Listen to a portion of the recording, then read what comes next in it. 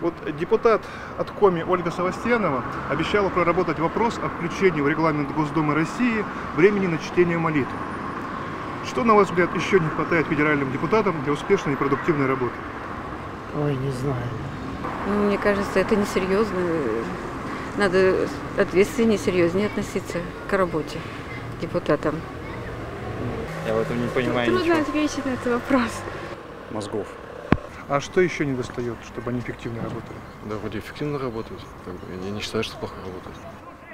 Да, самое главное, чтобы серьезно занимались делом, а не просто так, спустя рукава. Если честно, насчет религии, по-моему, это дело каждого, потому что не все верующие. В том числе я, допустим, я уважаю веру, конечно, всех людей и любую веру, но сама я не православная и вообще не верю ни во что.